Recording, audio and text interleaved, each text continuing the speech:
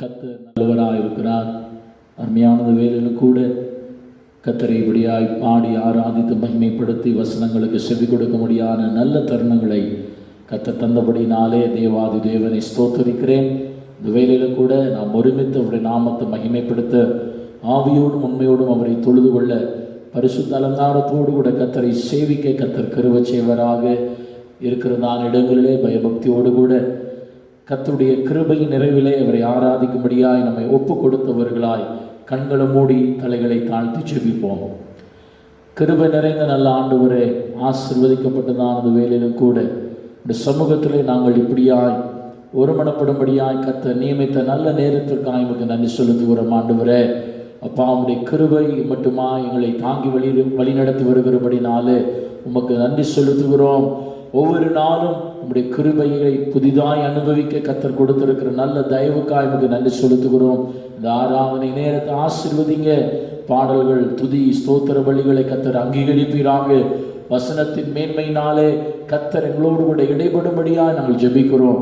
பரிசுத்த ஆவியானவர் இந்த காலங்களுக்கு ஏற்றதான நல்ல வசனங்களை தந்து விசுவாசத்திலே பலப்பட, விசுவாசத்திலே தலை நிற்க கர்த்தர் கிருபை செய்யும்படியாக நாங்கள் ஜெபிக்கிறோம். உங்களுடைய வாழ்க்கை, என்னுடைய வாழ்வின் சாட்சி எல்லாம் உண்மை பிரியப்படுத்த ஏசப்பா கிருபை தருவீராக. தாழ்த்துகிறோம், அர்ப்பணிக்கிறோம், ஒப்பு கொடுக்கிறோம். கர்த்தர் மகிமைப்படுவீராக. இயேசு கிறிஸ்துவின் மூலமாக ஜெபிக்கிறோம் ஜீவனுள்ள நல்ல பிதாவே. ஆமேன், ஆமேன். கர்த்தர் நல்லவராக இருக்கிறார். இந்த வேளையில் கூட ஒரு சில பாடல்களை பாடி கரம் தட்டி கர்த்தருடைய நாமத்தை மகிமைப்படுத்த கர்த்தர் கிருபை செய்வாராக. நம்ம எல்லாருக்கும் தெரிந்ததான ஒரு பாடல், என்னை தேடி வந்த தெய்வம் நீர் ஏசையா, என்னை நாள்தோறும் காத்தீரே நன்றி ஐயா என்கிறதான பாடலை கரங்களை தட்டி பாடுவோம். அவர் நம்மை உள்ளம் கைகளிலே வரைந்திருக்கிறார். தாயின் கருவிலை நாம் தோன்றுவதற்கு முன்புதாய் நம்மை பெயர் சொல்லி அழைத்த தேவன் நம்மை இந்நாள் வரையிலும் தாங்கி வழி நடத்தி வருகிறார். அல்லேலூயா. அவரை கரங்களை தட்டி பாடி கர்த்தருடைய நாமத்தை மகிமைப்படுத்தி ஒருமனமாய் கர்த்தரை ஆராதிக்க கர்த்தர் கிருபை செய்வாராக. பாடி கர்த்தருடைய நாமத்தை நாம் மகிமைப்படுத்துவோம். ஆமென்.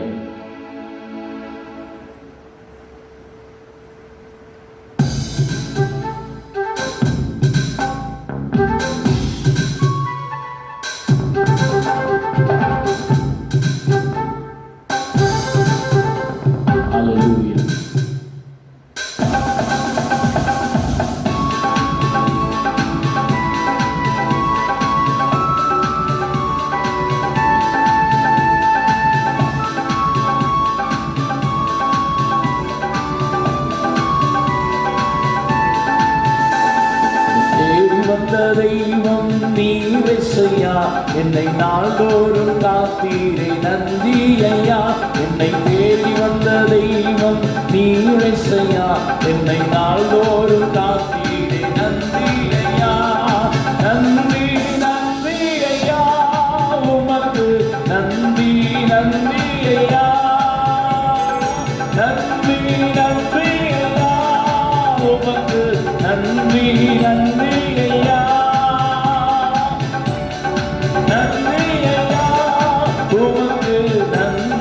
நன்றி ஐயா, பாடுவோம். நன்றி நன்றி ஐயா, உமக்கு நன்றி நன்றி ஐயா. உள்ள கையில் என்னை வரைந்தீர், என்னை சுமந்தீரே சுவே. உள்ள கையில் என்னை வரைந்தீர், என்னை சுமந்தீர்.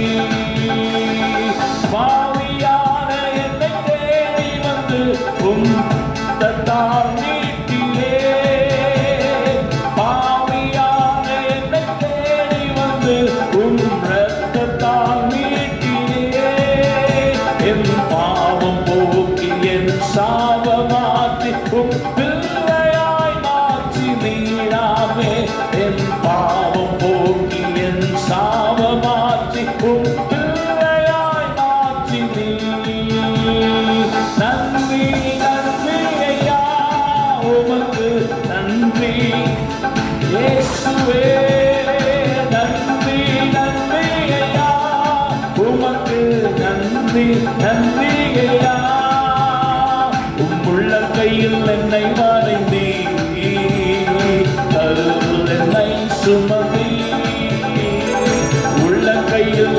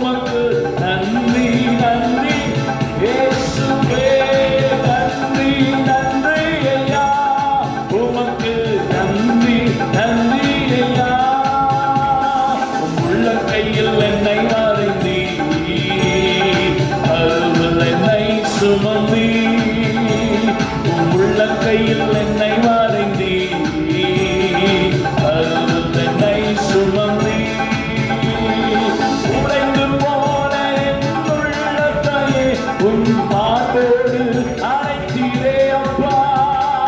உடைந்து போன என் உள்ளத்தை உன் மார்போடு அழைத்தீரே. என் கண்ணீர் துடைத்து என் தாயம் கட்டிய என் யெகோவா தேவனே. என் கண்ணீர் துடைத்து என் தாயம் கட்டிய என் யெகோவா தேவனே. நன்றி நன்றி ஐயா உமக்கு இயேசுவே. நன்றி நன்றி ஐயா உமக்கு நன்றி நன்றி ஐயா. உம் உள்ளங்கையில் என்னை வரைந்தீ, அருள் என்னை சுமந்தீராமே. உம் உள்ளங்கையில் என்னை வரைந்தீ, அருள் என்னை சுமந்தீ. பாவியான என்னை தேடி வந்து உம் ஹல்லேலூயா. பாவியான என்னை தேடி வந்து உம் இரத்தத்தால் மீட்டீரே. என் பாவம் போக்கி என் சாபம் மாற்றி உம் பிள்ளையாய் மாற்றினீ. என் பாவம் போக்கி என் சாபம் மாற்றி உம் பிள்ளையாய் மாற்றினீ. நன்றி நன்றி ஐயா உமக்கு நன்றி நன்றி ஐயா. நன்றி நன்றி ஐயா உமக்கு நன்றி நன்றி ஐயா. உள்ளங்கையில் என்னை வரைந்தீ, அருள் என்னை சுமந்தீரே சுவே. உள்ளங்கையில் என்னை வரைந்தீ, அருள் என்னை சுமந்தீ.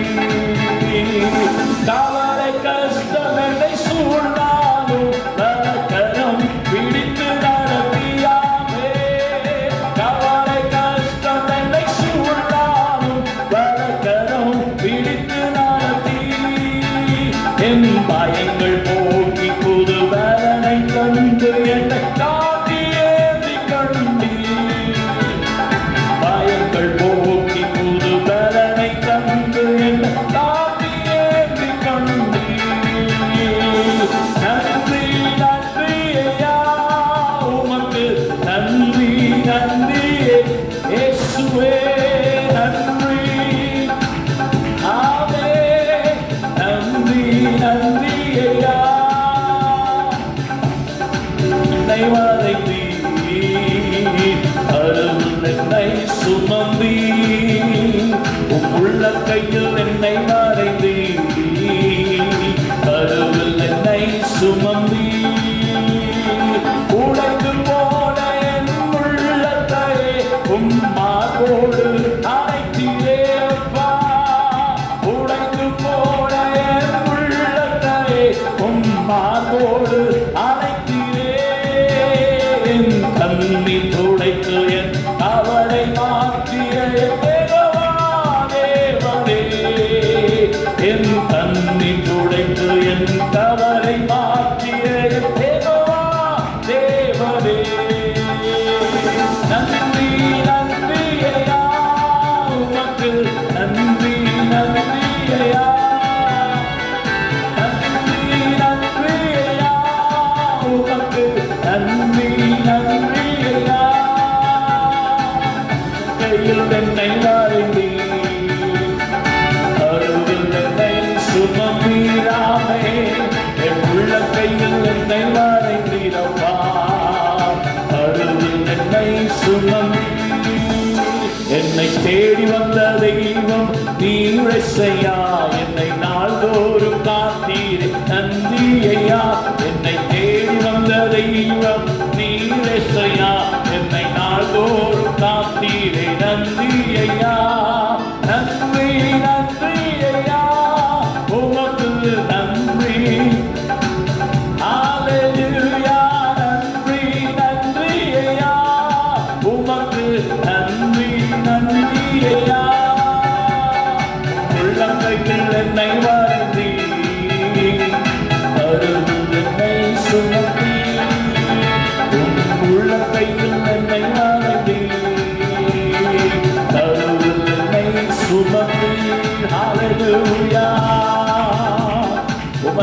துதிக்கிறோம், உயர்த்துகிறோம். தாயின் கருவிலே எங்களை தெரிந்தெடுத்தவரே, தடுமாறுகிற வேலையில் எல்லாம் எங்களை தாங்கி சுமந்தவரே, எங்களுடைய கண்ணீரை துடைத்து எங்களுடைய காயங்களை கட்டி எங்கள் யெகோவா தெய்வமே உம்மை ஆராதிக்கிறோம். நீ நல்லவர், ஓ நீ நல்லவர், நீ நல்லவர், நீ நல்லவர், நீ நல்லவர், நீ நல்லவர். இயேசுவே நீ நல்லவர், இயேசுவே நீ பரிசுத்தர், இயேசுவே நீ பெரியவர், இயேசுவே நீ பரிசுத்தர். நொந்துருகி வந்த மக்கள் மேல் நேச ஆவி வீச செய்குவீர். நொந்துருகி வந்த மக்கள் மேல் நேச ஆவி வீச செய்குவீர். நீர் ஒருவரே நல்லவர், நீர் ஒருவரே பெரியவர், நீர் ஒருவரே பரிசுத்தர், நீர் ஒருவரே ஆராதனைக்குரியவரே. சப்பா, எங்களை தாழ்த்துகிறோம், எங்களை தருகிறோம், எங்களை அர்ப்பணிக்கிறோம். கர்த்தர் மகிமைப்படுவீராக, தொடர்ந்து ஆளுகை செய்வீராக. இயேசு கிறிஸ்துவின் மூலமாக ஜெபிக்கிறோம் ஜீவனுள்ள நல்ல பிதாவே, ஆமென், ஆமென். கர்த்தர் நல்லவராக இருக்கிறார், கர்த்தர் நல்லவராக இருக்கிறார். அந்த வேலையில கூட வேதத்திலிருந்து ஒரு வேத பகுதியை சேர்ந்து வாசிக்க கர்த்தர் கிருபை செய்வராக. நாம் எல்லாரும் வேதத்தை எடுத்துக்கொள்வோம், திருப்பிக் கொள்வோம். எபேசியருக்கு எழுதப்பட்டதான நிருபம் 6ஆம் அதிகாரம் 12வது வசனத்திலிருந்து 17வது வசனம் முடிய. எபேசியர் 6ஆம் அதிகாரம் 12வது வசனம் முதல் 17வது வசனம் வரை நாம் எல்லாரும் சேர்ந்து வாசிப்போம். கர்த்தர் நம்மை ஆசீர்வதிப்பாராக. தயவாய் வேதாகமத்தை எடுத்துக்கொள்வோம். கர்த்தருடைய நாமம் மகிமைப்படட்டும். நம்ம எல்லாரும் சேர்ந்து வாசிப்போம். ஏனெனில் மாம்சத்தோடும் இரத்தத்தோடும் அல்ல, துரைத்தனங்களோடும் அதிகாரங்களோடும் இப்பிரபஞ்சத்தின் அந்தகார லோகாதிபதிகளோடும் வான மண்டலங்களில் உள்ள பொல்லாத ஆவிகளின் சேனைகளோடும் நமக்கு போராட்டம் உண்டு. ஆகையால் தீங்கு நாளிலே அவைகளை நீங்கள் எதிர்க்கவும் சகலத்தையும் செய்து முடித்தவர்களாய் நிற்கவும் திராணி உள்ளவர்களாகும்படிக்கு தேவனுடைய சர்வாயுத வர்க்கத்தை எடுத்துக் கொள்ளுங்கள். சத்தியம் என்னும் கச்சையை உங்கள் அறைகளில் கட்டினவர்களாயும், நீதி என்னும் மார்க்கவசத்தை தரித்தவர்களாயும், சமாதானத்தின் சுவிசேஷத்துக்குரிய ஆயத்தம் என்னும் பாதரட்சியை கால்களிலே தொடுத்தவர்களாயும், பொல்லாங்கன் எய்யும் அக்னி அஸ்திரங்களை எல்லாம் அவித்து போடத்தக்கதாய் எல்லாவற்றிற்கும் மேலாக விசுவாசம் என்னும் கேடகத்தை பிடித்து கொண்டவர்களாயும் நில்லுங்கள். இரட்சண்யம் என்னும் தலைச்சீராவையும் தேவ வசனமாகிய ஆவியின் பட்டயத்தையும் எடுத்துக் கொள்ளுங்கள். ஆமென். கர்த்தர் நம்மை ஆசீர்வதிப்பாராக. இந்த வேளையில கூட தொடர்ந்து ஒரு பாடலை கூட பாடி கர்த்தரை ஆராதித்து மகிமைப்படுத்த கர்த்தர் கிருபை செய்வாராக. ஹல்லேலூயா. இந்த வேளையிலும் கூட நாம் இருக்கிறதான இடங்களிலே அவரை பாடி ஆராதிக்கும்படியான கிருபைகளை கர்த்தர் நமக்கு தருவாராக. ஒரு சொந்த இரத்தத்தை சிந்தி அது நம்மை விலைக்கிரயமாய் மீட்டிருக்கிறார். நாம் அவருடைய பிள்ளைகளாக இருக்கிறோம், நாம் அவருடைய ஜனமாக இருக்கிறோம். அவர் நம்முடைய தகப்பனாய் நம்முடைய தேவனாய் இருக்கிறார்.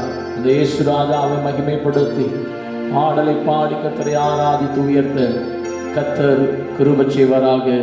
அவரே நம்முடைய சொந்தமும் அவரே நம்முடைய தஞ்சமுமாக இருக்கிறபடினால அவரை பாடி ஆராதித்து மகிமைப்படுத்த கர்த்தர் பலன் தருவாராக. ஹல்லேலூயா.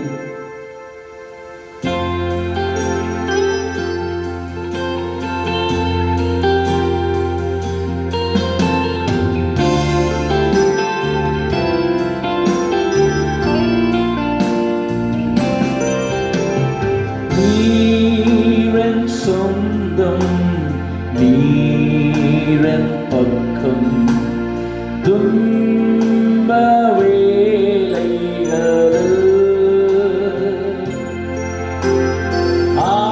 ஆலியின்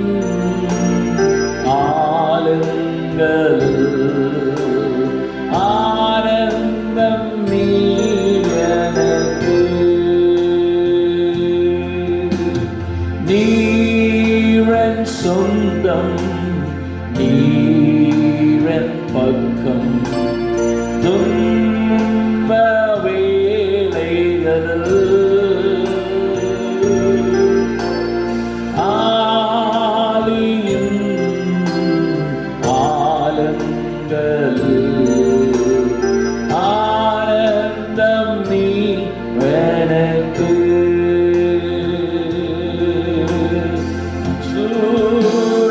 செடியே கீழிலோ உம் சமூகம் என்னை தேற்றுவே. நீரன் சொந்தம் நீரன் பக்கம் துன்பவே தைகள்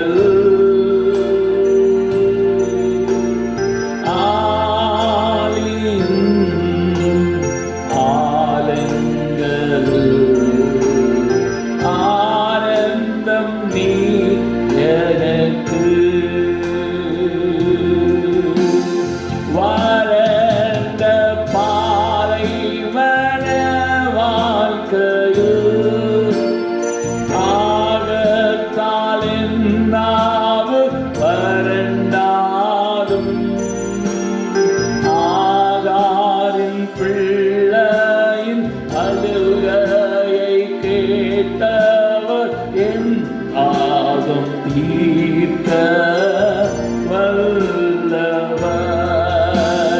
வறண்ட பாலைவன வாழ்க்கையோ தாகத்தால் என்னாவு வறண்டாலும் ஆகாரின் பிள்ளையின் அழுகையை கேட்டவர் என் தீர்க்க வல்லவர். நீரன் சொந்தம் நீரன் பக்கம் நும்ப வேலைகளு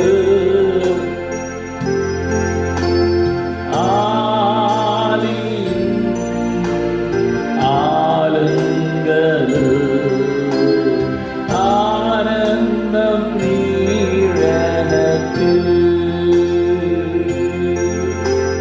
நீரன் சொந்தம் நீரன் பக்கம் துன்ப வேலைகள் எல்லாமே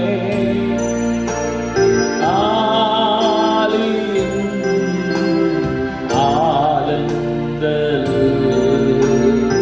ஆனந்தம் நீர் எனக்கு. நேரிந்த நாணலை முறிக்காதவர் மங்கி எரியும் திரியை அடையார்.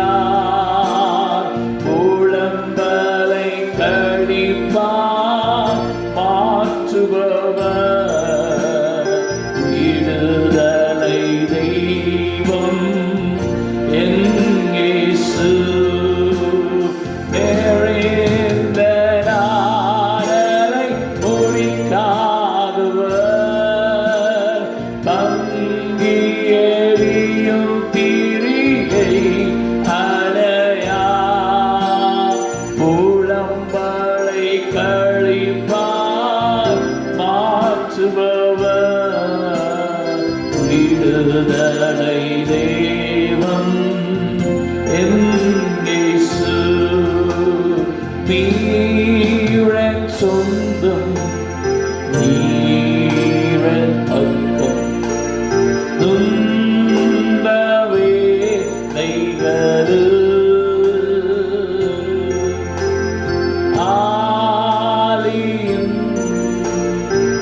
ஆலங்கள் ஆனந்தம் நீர் எனக்கு. சூரை செடியே கீழிலோ உம் சமூகம் என்னை தேற்றுவே. நீரன் சொந்தம் நீரன் பக்கம்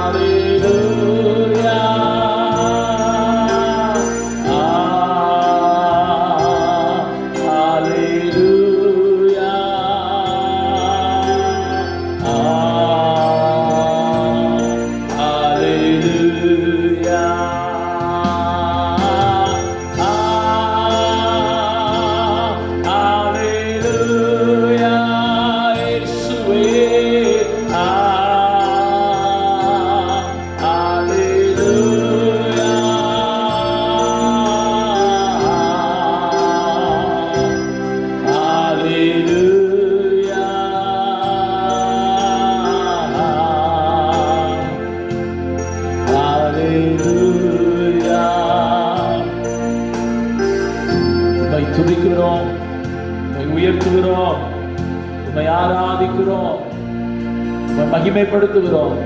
தொடர்ந்து எங்கள் மத்தியிலே அசைவாடி ஆளுகை செய்து தட்ட பெரிய காரியங்களை செய்வீராக முற்றிலுமாய் வருகிறோம், தாழ்த்துகிறோம். இயேசு கிறிஸ்து மூலமாக ஜெபிக்கிறோம் ஜீவனுள்ள நல்ல பிதாவே. ஆமென், ஆமென்.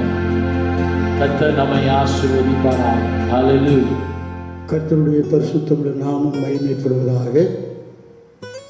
கர்த்தராகிய இயேசு கிறிஸ்துவினாலே உங்களுக்கு கிருபையும் சமாதானமும் பெருக கடவுள்.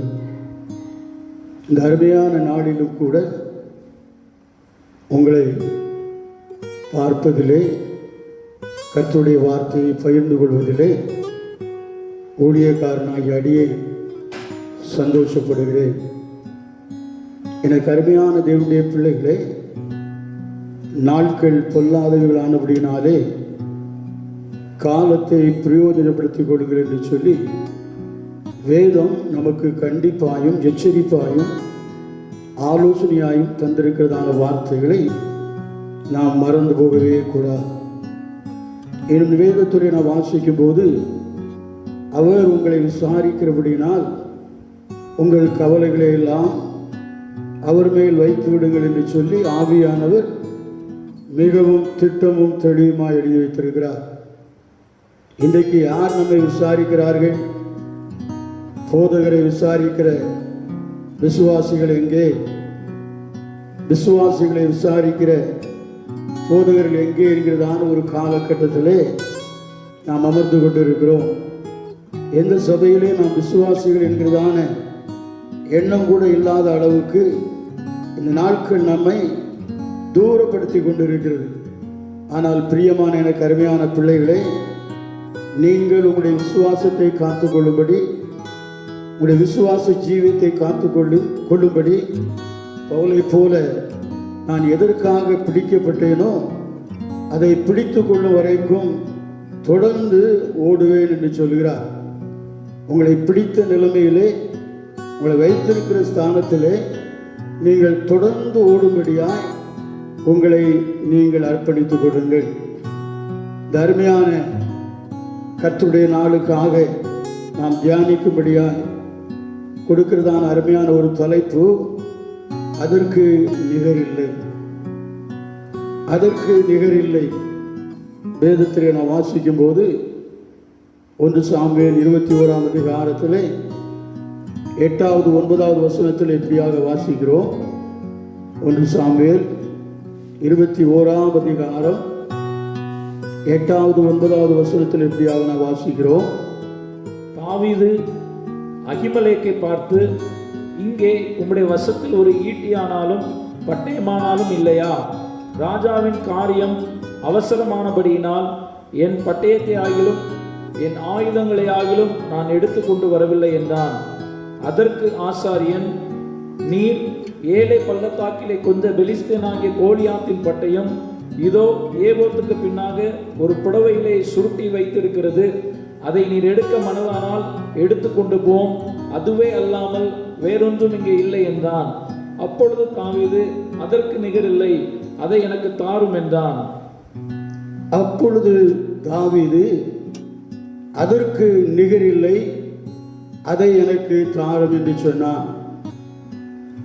எந்த பட்டயத்திற்கு நிகரில்லை என்கிறதை அங்கே தாவீது உணர்ந்து சொல்கிற வார்த்தை நமக்கு நன்றாக தெரியும். சவுல் ராஜாவுக்கு பயந்து ஓடிக்கொண்டிருக்கிற சூழ்நிலையிலே இப்பொழுது தாவீது அகிமெலேக்கு என்கிறதான ஆசாரியனுடைய சமூகத்திலே போய் சேர்கிறான். அகிமெலேக்கு தாவீதை தனியாய் பார்த்தபோது சவுலுடைய ஒரு மேன்மையான ஊழியக்காரன், பிரதானமான ஒரு ஊழியக்காரன் கூட படையில்லாமல் வீரர்கள் இல்லாமல் வந்து கொண்டிருக்கிறார் என்று சொல்லி ஓடோடி போய் என்ன காரியம் என்று கேட்டபோது தாவீது மற்ற காரியங்களை சொல்லாதபடி, நான் அவசரமான காரியமாய் ராஜா என்னை அனுப்பியிருக்கிறார், அதனாலே நான் தனியாய் வந்திருக்கிறேன், பட்டயத்தை கூட என்னால் எடுத்து வர முடியவில்லை, அதனால் இங்கே உம்மிடத்திலே ஏதாவது ஒரு பட்டயம் இருக்குமா என்று கொஞ்சம் தாழ்மையாய் கேட்கிறார். தாவீதுக்கு தெரியாது தான் எடுத்து உபயோகப்படுத்தினதான பட்டயம், எதிரியை வீழ்த்தினதான பட்டயம் இங்கே இருக்கிறது என்று தெரியாது. இப்போது அகிமெலேக்கு சொல்கிறார், ஏலே பள்ளத்தாக்கிலே நீர் எந்த பட்டயத்தை கொண்டு அந்த கோலியாத்தை வீழ்த்தினீரோ அந்த பட்டயம் இங்கே சீலையிலே சுற்றப்பட்டு ஏபோத்துக்கு பின்னாலே வைக்கப்பட்டிருக்கிறது, அதை வேண்டுமானால் நீர் எடுத்துக்கொள்ளலாம் என்று சொன்னபோது தாவீதுக்கு ஒரு எழுப்புதல் உள்ளத்திலே வந்துவிட்டது, ஒரு உற்சாகம் வந்துவிட்டது. அப்பொழுது தாவீது சொல்லுகிறார், அதற்கு நிகர் இல்லை, அந்த பட்டயத்திற்கு நிகர் இல்லை. காரணம், அந்த பட்டயம் கோலியாத்தை வீழ்த்தின பட்டயம். அந்த பட்டயம் எதிரிகளின் சேனைகளை மடங்கடிக்கும்படியாய் தனக்கு உதவியாயிருந்த பட்டயம். அந்த பட்டயம் இஸ்ரவேல் ஜனங்களுக்கு ஒரு பெரிய ஜெயத்தை கொடுக்கும்படியாய் தாவீதுடைய கரத்திலே வந்த பட்டயம். அந்த பட்டயத்தினாலே பெலிஸ்தியர்கள் ஓடி போகக்கூடிய அளவுக்கு அங்கே அற்புதம் நடந்தது. அல்லேலூயா. எனவேதான் அந்த பட்டயத்தை குறித்து சொல்லும்போது அதற்கு நிகரில்லை. எனக்கு அருமையான தேவனுடைய பிள்ளைகளே, நமக்கு நன்றாக தெரிந்த சம்பவம், எப்போதும் பார்க்கிற சம்பவம், கோலியாத் இஸ்ரவேல் ஜனங்களுக்கு எதிரிட்டு வந்தபோது அங்கே நடந்த சம்பவம் நமக்கு தெரியும். இப்பொழுது கோலியாத் கீழே விழுகிறான். அவனுடைய பட்டயத்தையே எடுத்து அந்த கோலியாத்தை வீழ்த்தி இஸ்ரவேல் ஜனங்களுக்கு ஒரு பெரிய மீட்பை அங்கே தாவீது மூலமாய் கர்த்தர் உண்டு பண்ணி கொடுத்தார். அல்லேலூயா. எனவே அந்த பட்டயத்தை குறித்து தாவீது சொல்லும்போது, அந்த பட்டயத்திற்கு நிகரான பட்டயம் இல்லை, அதை எனக்கு தாரும் என்று சொல்லி தன்னுடைய கரங்களிலே அதை வாங்கி கொண்டான்.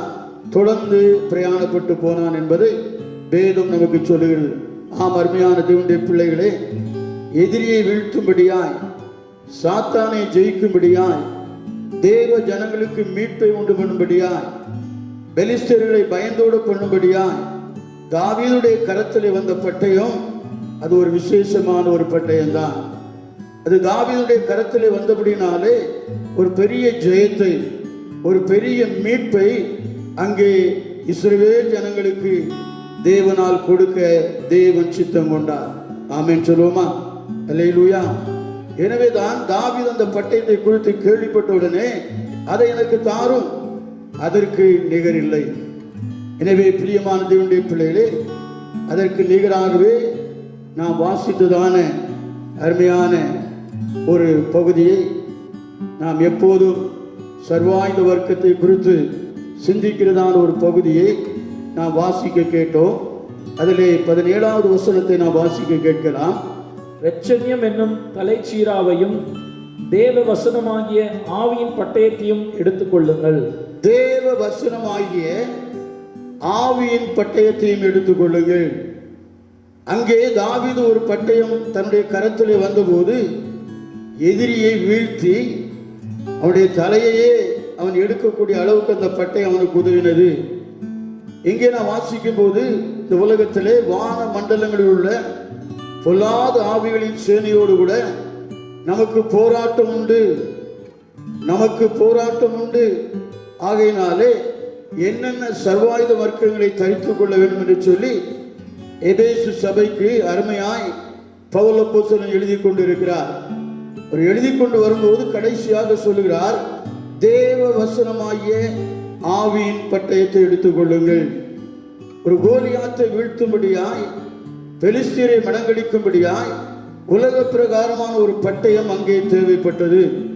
ஆனால் தேவ ஜனங்களே, எனக்கு அருமையான விசுவாசிகளே, நீங்களும் நானும் சாத்தானை ஜெயிக்க வேண்டும் என்று சொன்னால், தேவனுடைய ஜனங்களை பாதுகாக்க வேண்டும் என்று சொன்னால், ஏன் நம்முடைய விசுவாசத்தை, நம்முடைய ஆவிக்குரிய ஜீவியத்தை நாம் பாதுகாத்துக் கொள்ள வேண்டும் என்றால் தேவ வசனமாகிய ஆவியின் பட்டயத்தை எடுத்துக்கொள்ள வேண்டும்.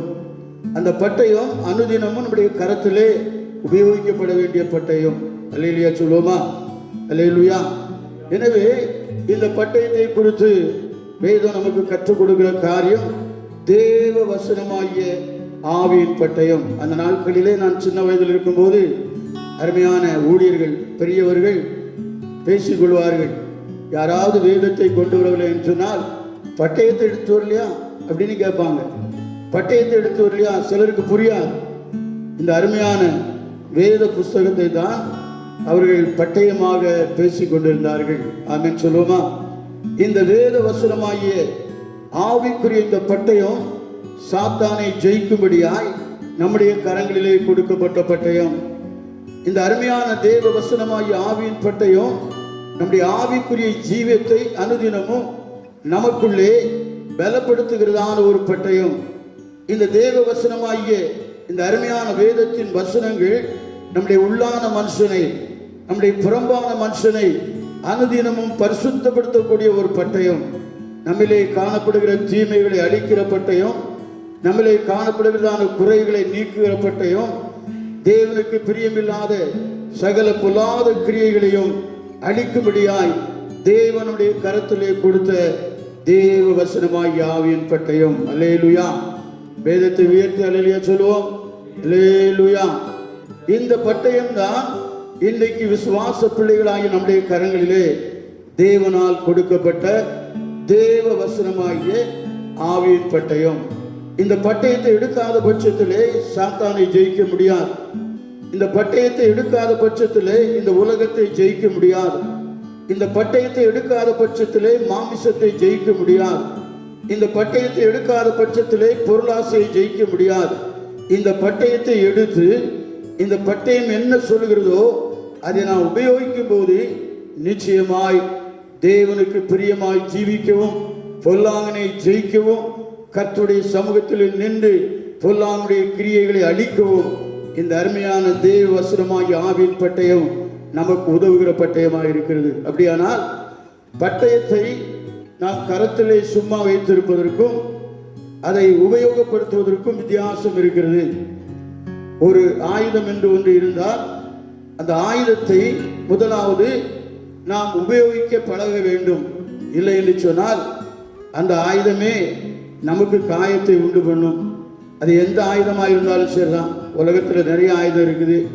கடப்பாறை, மண்வெட்டி, இன்னும் பலவிதமான உளி, ஒவ்வொருவருக்கும் தேவையான வேலைக்கேற்ற ஆயுதங்கள் இருக்கிறது. அந்த ஆயுதங்களை அவங்க உபயோகப்படுத்துறதுக்கு கற்றுக்கொண்டால் ஒழிய அந்த ஆயுதம் அவர்களை சேதப்படுத்தும். நமக்கு நன்றாக தெரியும். ஒரு மண்வெட்டியை சரியாய் ஒருத்தன் உபயோகப்படுத்தவில்லை தெரியாவிட்டால் அது அவனுடைய காலையை வெட்டிவிடும். ஒரு கோடரியும் அப்படித்தான். காரணம், அவன் அதை உபயோகிக்க பழகவில்லை, அதை உபயோகிக்கும் அனுபவம் அவனுக்கு இல்லை. எனவே இந்த வேத வசனமாகிய பட்டயத்தை உபயோகிக்க கற்றுக்கொள்ள வேண்டும். ஆமென் சொல்லுவோமா? இந்த வேத வசனமாகிய பட்டயத்தை நாம் உபயோகிக்க கற்றுக்கொள்ளும் போதுதான் இந்த பட்டயம் நமக்கும் பிரயோஜனமாக இருக்கும், மற்றவர்களுக்கும் பிரயோஜனமாக இருக்கும். அல்லேலூயா! எனவே பட்டயம் கருத்திலே கொடுக்கப்பட்டிருக்கிறது. எப்படியும் உபயோகப்படுத்தலாம் என்று சொல்லி அநேகர் உபயோகப்படுத்துவதனாலே சாத்தான் பயப்படலை, சாத்தான் பயந்து போகல. காரணம், அவனுக்கு தெரியும் இவன் சும்மா பட்டயத்தை தான் கையில் வச்சிருக்கான், இதை உபயோகிக்கவும் தெரியாது, இதன்படி நடக்கவும் இவனுக்கு தெரியாது, அதனால இவனுக்கு பயப்பட வேண்டிய அவசியம் இல்லைன்னு சொல்லி அவன் ஊழியனுக்கும் பயப்பட மாட்டான், விசுவாசிக்கும் பயப்பட மாட்டான். காரணம், இந்த அருமையான வேத வசனமாகிய இந்த ஆவியின் பட்டயத்தை முதலாவது தேவனுடைய பிள்ளைகளாகிய நாம் அதை உபயோகிக்க பழக வேண்டும். அல்லேலூயா! என்ன உபயோகிக்க பழக வேண்டும் என்று சொன்னால், அந்த வேதம் நமக்கு என்ன சொல்லுகிறதோ, அந்த வேதம் நமக்கு என்ன கற்பிக்கிறதோ அதன்படி நடக்க நம்மை ஒப்பு கொடுக்க வேண்டும். இப்படித்தான் ஜீவிக்க வேண்டும். எப்படி ஒரு பட்டயத்தை இப்படித்தான் உபயோகிக்க வேண்டும். எல்லா பட்டயத்தையும் எல்லாத்துக்கும் உபயோகிக்க முடியாது. அதுபோல இந்த வேத வசனமாகிய பட்டயத்தை என்னென்ன காலங்களிலே இப்படித்தான் உபயோகிக்க வேண்டும், இப்படித்தான் அந்த பட்டயத்தை உபயோகித்து சத்துருவை மேற்கொள்ள வேண்டும், இப்படித்தான் அந்த பட்டயத்தை உபயோகித்து நம்முடைய ஆவிக்குரிய ஜீவத்தை நாம் பலப்படுத்திக் கொள்ள வேண்டும், இப்படித்தான் அந்த பட்டயத்தை உபயோகப்படுத்தி சபையிலே ஒரு உண்மையுள்ள சாட்சியாய் வாழ வேண்டும், இப்படித்தான் அந்த பட்டயத்தை உபயோகப்படுத்தி அநேகருக்கு இயேசுவின் அன்பை சொல்ல வேண்டும் என்று சொல்லி நமக்குள்ளே இந்த அருமையான தேவ வசனமாகிய பட்டயத்தை உபயோகிக்கக்கூடிய ஒரு ஞானத்தை கர்த்தர் நமக்கு தர வேண்டும். அதை தேவ சமூகத்தில் அமர்ந்து பெற்றுக்கொண்டால் நாம் பாக்கியவான்களே. அல்லேலூயா சொல்லுவோமா? அல்லேலூயா! அதைத்தான் நாம் வேதத்தில் வாசிக்கும் போது ரோமர் 2:21 பவுல் அப்போஸ்தலன் அருமையா சொல்கிறார், மற்றவனுக்கு போதிக்கிற பாஸ்மா. ரோமர் 2:21. இப்படி இருக்க மற்றவனுக்கு போதிக்கிற நீ உனக்குத்தானே போதிக்காமல் இருக்கலாமா? மற்றவனுக்கு போதிக்கிற நீ உனக்கு தானே போதிக்காமல் இருக்கலாமா? களவு செய்யக்கூடாது என்று பிரசங்கிக்கிற நீ களவு செய்யலாமா? இங்கே அருமையாய் நம்ம எச்சரிக்கிறது தேவ வசனம். எனக்கு அருமையான தேவ மனுஷனே, எனக்கு அருமையான விசுவாசியே, ஊழியக்காரர்களே, மற்றவர்களுக்கு நாம் போதிக்கிறோம், மற்றவர்களுக்கு வேத வசனத்தை கற்றுக் கொடுக்கிறோம். நீங்க இப்படிதான் இருக்கணும், நீங்க இப்படிதான் வாழணும், வேதம் இப்படிதான் சொல்லுகிறது. சில நல்ல அருமையா சொல்லுவாங்க, வேதம் சொல்லுகிறது, கர்த்தர் சொல்லுகிறார், வேத வசனம் போதிக்கிறது அப்படின்னு நம்ம சொல்லி போதிப்போம். ஆனால் மற்றவனுக்கு போதிக்கிற நீ உனக்கு தான் போதியாமல் இருக்கலாமா? இன்னைக்கு ஒரு எழுப்புதல் என்பது நமக்குள்ளே வர வேண்டும். ஒரு வசனத்தின் எழுப்புதல் நமக்குள்ளே வர வேண்டும். அதை தீமோத்தேயுக்கு எழுதும்போது அருமையா எழுதுகிறார் பவுல் அப்போஸ்தலன், நீ உன் நடக்கையிலும் உன் செய்கையிலும் உன் பேச்சிலும் உன் வார்த்தையிலும் நீ மற்றவர்களுக்கு மாதிரியாயிரு என்று சொல்லுகிறார். கர்த்தருடைய நாமம் மகிமைப்படுவதாக. நான் சில வசனங்களை உங்களுக்கு, ஒருவேளை அது உங்களுக்கு எந்த அளவுக்கு நன்மையாய் தோன்றுவது எனக்கு தெரியலை. எனக்குள்ளே தேவன் தந்த அந்த வார்த்தையின்படி உங்களோடு கூட நான் பகிர்ந்து கொள்கிறேன். மத்தேயு 5:36 எப்படியாய் நாம் வாசிக்கிறோம்? மத்தேயு 5:36. சீக்கிரமாகவே நான் கடந்து போகிறேன். உன் சிரசின் பேரிலும் சத்தியம் பண்ண வேண்டாம், அதன் ஒரு மயிரையாவது வெண்மையாக்கவும் கருப்பாகவும் உன்னால் கூடாதே. உன் சிரசின் பேரிலே நீ சத்தியம் பண்ணாதே, அதன் மயிரை வெண்மையாக்கவோ கருப்பாக்கவோ உன்னால் கூடாதே. இன்னைக்கு தேவனுடைய பிள்ளைகள், ஊழியக்காரங்க நல்லா போதிக்கிறதுக்கு ஆண்டவர் நல்ல ஞானத்தை கொடுத்திருக்கிறார். மற்றவர்களுக்கு போதிக்கிற நீ உனக்கு தானே போதியாமல் இருக்கலாமா? இன்னைக்கு கொஞ்சம் நரம்படி வந்தாச்சுன்னா உடனே டை அடிக்க ஆரம்பிச்சிருந்தாங்க. 50 வயசு வந்தாலும் 60 வயசு வந்தாலும் ஏதோ எங்க 20-25 வயசு பிள்ளை போல இருக்குன்னு நினைச்சு டை அடிக்க ஆரம்பிச்சிருக்காங்க. 4 முடிதான் இருக்கு, அதுக்கும் டை அடிக்காங்க. கருப்பா இருக்குன்னு நினைக்கிறாங்க. கர்த்தர் இயேசு சொல்லுகிறார், இது நமக்கு தான் சொல்லுகிறார். என்ன சொல்லுகிறார்? உன் முடிய, உன் மயிரை வெண்மையாக்கவோ கருமையாக்கவோ உனக்கு முடியாது. இந்த வேத வசனம் போதிக்கிற எனக்கும் தான் உங்களுக்கும் தான். எனவே இதுல அநேகர் பிரயாசப்படுகிறாங்க. கிட்டத்தட்ட ஒரு 80% எல்லாருமே அவங்க இந்த அனுபவத்தில் தான் இருக்காங்க. எனக்கு அருமையான தேவ பிள்ளையே, வேதத்தில் நான் வாசிக்கும் போது நீதிமொழிகளில் அருமையாக வாசிக்கிறோம். நீதிமொழிகள் 20:29 எப்படியாக வாசிக்கிறோம்? நீதிமொழிகள் 20:29 எப்படியாக வாசிக்கிறோம்? அருமையாய் வேத வசனம் நமக்கு போதிக்கிறது. வாலிபரின் அலங்காரம் அவர்கள் பராக்கிரமம், முதிர் வயதானவர்களின் மகிமை அவர்கள் நரை. முதிர் வயதானவர்களின் மகிமை அவர்கள் நரை. ஏன்? நம்ம முடி வெளுத்திருந்தா என்ன? ஆண்டவர் சொல்றாரு, உனக்கு கருப்பாக்க முடியாது, வெண்மையாக்க முடியாது. நமக்கு இல்லையா அந்த வசனம்? அந்த வசனம் போதிக்கிற எனக்கு இல்லையா? மற்றவங்களுக்கு தானா? மற்றவங்களுக்கு சொல்றோம், God says, the Lord says அப்படின்னு என்னெல்லாமோ உன்னி பேசுறோம். ஆனா இந்த வசனம் எனக்கு பேசவில்லையா? உன் மயிரை வெண்மையாக்கவோ கருப்பாக்க உனக்கு முடியாது. சிந்திச்சு பார்க்கிறோமா? அது நமக்கு மகிமையான கிரீடம். இது நமக்கு கொடுக்கப்பட்ட நிறைய மயிரானது நமக்கு கொடுக்கப்பட்ட மகிமையான ஒரு கிரீடம். இதை போய் நம்ம கருப்பாக்கி வெள்ளையாக்கி மற்றவங்களுக்கு முன்னால வேத வசனம் இப்படி சொல்லுகிறது, நீ கீழ்ப்படிந்தான் ஆகணும், கர்த்தருடைய வார்த்தை இப்படிதான் சொல்லுது, நீ கீழ்ப்படிந்தான் ஆகணும்னு சொல்றோம். What about us? நம்ம என்ன கீழ்ப்படுகிறோம்? என்ன உட்கார்ந்து மீசைக்கு மை தடவிட்டு தான் இருக்காங்க. அனுதினம் நல்ல டிவோர்ஸ் நடத்துறாங்க, ரொம்ப அருமையா இருக்கு, நல்ல வேத வசனத்தை போதிக்கிறாங்க. இந்த வசனம் நமக்கு இல்லையா? இந்த வசனத்துக்கு நாம் கீழ்ப்படிய வேண்டாமா?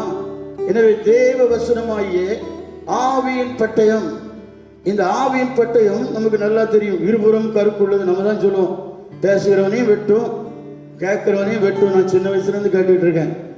அப்ப இந்த இருபுறம் கருப்புள்ள பட்டயம் பேசுகிற என்னையும் வெட்டும், கேட்கிற மற்றவர்களையும் வெட்டும். அப்ப இந்த பட்டயம் சொல்கிறது மகிமையான கிரீடமாகிய அந்த நரை மயிரை குறித்து ரொம்ப அருமையாய் எழுதப்பட்டிருக்கிறது. ஆமென் சொல்லுவோமா? எனவே வெண்மையாய் கருப்பாய் ஆக்கி கொண்டிருப்பதை நீங்கள் செய்து கொண்டு மற்றவர்களுக்கு வேதம் இப்படி சொல்லுகிறது அப்படி சொல்லுகிறது என்று சொல்லுகிற அந்த வாக்கியத்தை எல்லாம் கொஞ்சம் சரிபார்த்து கொள்ளுங்கள் கர்த்தருடைய நாமத்தினாலே. இன்னும் இன்றைக்கு நாம் பார்க்கிறோம், அநேக பெண்கள் எழுதி இருக்கிறாங்க, நல்லா வேதத்தை போதிக்கிறாங்க, ரொம்ப சந்தோஷமான காரியம். நிறைய பேர் எழுதி இருக்கிறாங்க, நல்லா போதிக்கிறாங்க, அவங்களும் இதே வேலையை தான் செய்துட்டு இருக்காங்க. எல்லாருக்கும் இந்த வெள்ளை முடிய கருப்பாக்குறதுல என்ன சந்தோஷம் எனக்கு தெரியல. நிறைய பேருக்கு அதனால வியாதி, முகத்தில் கருப்படிச்சு அசிங்கமாக போகிறாங்க. ஏன் அப்படிங்கிறது எனக்கு புரியலை. கொஞ்சம் சிந்திச்சு பார் தேவ பிள்ளையே, உனக்கும் இந்த வசனம் தான் பேசுது. பெண்கள் அடுத்தவங்களுக்கு பேசுகிறாங்க, நல்லா பேசுகிறாங்க, நிறைய காரியங்களை பேசுகிறாங்க, முக்காடை பற்றி பேசுகிறாங்க, அலங்காரத்தை பற்றி பேசுகிறாங்க. இன்னைக்குரிய பெண்களை நான் பார்க்கிறேன், அவங்க மேடையில் ஏறும்போது ஒரு அரை முக்காடோடு நிற்கிறாங்க. 5 நிமிஷத்தில் முக்காடு கீழே விழுந்துருது.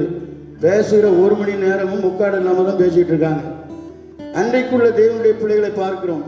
சாரால் நவ்ரோஜ் அம்மாவை நான் பார்க்கிறேன், பத்மா முதலியார் சகோதரியை நான் பார்க்கிறேன், பாம்பே பட்டணத்திலே அருமையான வயலட் அம்மாவை நான் பார்க்கிறேன், டோனாவூரிலே அருமையான பால் ரத்னம் அம்மாவை நான் பார்த்திருக்கிறேன், கேரளாவிலிருந்து வந்து அருமையாய் குதித்து நடனமாடி டேமரின் அடித்ததான அருமையான ஒரு தேவனுடைய மகளை நான் பார்த்திருக்கிறேன். அவங்க எல்லாம் எத்தனை மணி நேரம் பேசினாலும் அவங்க முக்காடு கீழே விழவே செய்யா. இல்லையா சொல்லுவோமா? நான் சொல்றது உங்களுக்கு ஒருவேளை பைத்தியமாக தோணலாம். ஆனால் வேதம் சொல்லுகிறது, அருமையாய் சூலமித்தியை பார்த்து நேசர் சொல்கிறார், உன் முக்காட்டின் நடுவே உன் கண்டங்கள் மாதுளம் பழம் போல் இருக்கிறது. முக்காட்டின் நடுவே. சும்மா இருக்க நேரம் எப்படியாவது இருக்க. நான் இஸ்ரேல் ஜனங்களுக்குள்ள அப்படி இல்லை, முஸ்லீம் பெண்களுக்குள்ள அப்படி இல்லை. நம்ம ரட்சிக்கப்பட்டவங்க, ஊழியக்காரங்க, அபிஷேகம் பெற்றவங்கன்னு சொல்லிட்டு மேடையில் சரியாக முக்காடு போடாமல் நிற்கிறது பரலோகத்துக்கு அவ்வளோ சந்தோஷமாக இருக்காது. எனக்கு ஒரு சம்பவம் ஞாபகத்துக்கு வருகிறது. நான் சிறுவனாக இருக்கும்போது கேள்விப்பட்டதான அநேக சம்பவங்கள் உண்டு. ஏன் சொல்கிறேன்னா, இந்த அருமையான வேத வசனங்கள் எல்லாம் 1 கொரிந்தியர் 11ஆம் அதிகாரத்தில் வாசிக்கும் போது பெண்களுடைய அலங்காரத்தை பற்றி பேசியிருக்கிறது. எல்லாருக்கும் பேசுகிறோம், பேசுகிறவங்களும் அதை செய்கிறதில்லை. அதை செய்யணும். நம்முடைய அலங்காரம் புறத்தின் அலங்காரமாயிராமல் அது உள்ளத்தின் அலங்காரமாக இருக்க வேண்டும். ரட்சிக்கப்பட்ட தேவனுடைய பிள்ளைகள் வசனத்தை எடுத்து பேசுகிற எனக்கு அருமையான தேவ பிள்ளையே, உன் அலங்காரம் தேவனுக்கு உகந்த அலங்காரமாக இருக்க வேண்டும். உன் அலங்காரம் கர்த்தரை சந்தோஷப்படுத்துகிற அலங்காரமாக இருக்கணும்.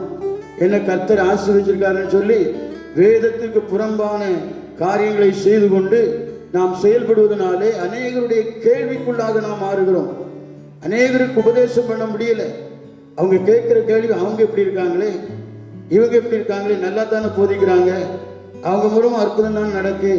வேதத்துக்கு மாறாய் போதிக்கிற யாராக இருந்தாலும் சரி, வேதம் சொல்கிறது, தேவ வசனமாகிய ஆவியின் பட்டயத்தை எடுத்துக்கொள்ளுங்கள். எனக்கு தெரியும், சின்ன வயசுல நான் கேள்விப்பட்டிருக்கிறேன். அருமையான ஒரு ஆவிக்குரிய சபை, நல்லா கவனிக்கணும், அருமையான ஒரு ஆவிக்குரிய சபை, சிஸ்டர்கள் இருக்கக்கூடிய சபை இன்னும் இருக்கிறது. எல்லா சபையிலும் அப்படி இல்லை. அப்போ சிஸ்டர்கள் அந்த சபையில் இருந்து அவர்கள் கர்த்தருக்காக வைராக்கியமாய் செயல்படுகிறதான காலங்கள் நமக்கு நன்றாக தெரியும். அப்படி இருக்கும்போது ஒரு நாள் ஆராதனையிலே எல்லாரும் ஆவியிலே நிறைந்து கர்த்தரை மகிமைப்படுத்தி கொண்டிருக்கும் போது நல்ல ஒரு சிஸ்டர், ஆவிக்குரிய ஒரு சிஸ்டர், எல்லாரும் ஆவியிலே நிறைந்து கடிபடும்போது இவங்களுக்குள்ளே பொல்லாத ஆவி வந்து வித்தியாசமாய் பேச, வித்தியாசமாய் ஆட ஆரம்பித்து விட்டார்கள். எல்லாருக்கும் ஒரே கேள்வி, என்னப்பா எவ்வளோ அருமையான சிஸ்டர், எவ்வளோ ஊழியத்துக்கு பிரயோஜனமான சிஸ்டர், என்ன இப்படி இவங்களுக்குள்ள ஒரு ஆட்டம், ஒரு பொல்லாத ஆவி வந்துட்டேன் அப்படின்னு சொல்லி எல்லாருக்கும் ஒரு கேள்வி வந்து விட்டது. பாஸ்டர் பார்த்தார், போதகர் பார்த்தார், கொஞ்ச நேரம் பார்த்துட்டு எழுப்பி வந்தார். தலையில் கை வச்சு, நீ ஏன் இந்த அருமையான சகோதரியிடம் வந்தாய், இவளிடத்திலே உனக்கு இடம் கிடையாது, நீ இவளை விட்டு போய்விடு என்று சொன்னபோது அந்த பொல்லாத ஆவி அந்த ஊழியரோடு கூட பேசிச்சு. என்ன பேசிட்டு தெரியுமா? எனக்குரியது இவளுக்குள்ளே இருக்கிறது, எனக்குரியது இவளுக்குள்ளே இருக்கிறது. போதகருக்கு ஒண்ணுமே புரியல, விசுவாசிகளுக்கும் ஒன்றும் புரியல. என்ன பிசாசுக்குரிய இந்த சிஸ்டர் இருக்கா? கடைசியில் அலசி ஆராய்ஞ்சு பார்த்தா இந்த அம்மா முடி குறைஞ்சு போச்சு அப்படின்னு சொல்லி ஏதோ ஒரு கடையில் சௌரி முடி வாங்கி கட்டி வச்சிருந்துருக்கு. அந்த சௌரி முடி எங்கேயோ சிறைச்சு போட்ட ஒரு ஆலயத்திலேருந்து வந்த சௌரி முடி. சாத்தான் எவ்வளோ மைன்யூட்டாக இருக்கான் பார்த்தீங்களா? போதிக்கிற நான் தானே ஆகாதவனாய் போகாதபடிக்கு என் சரீரத்தை ஒடுக்கி கீழ்ப்படுத்துகிறேன் என்று பவுல் சொல்லுகிறார். சாத்தான் எவ்வளோ மைன்யூட்டாக இருக்கான் கவனிங்க.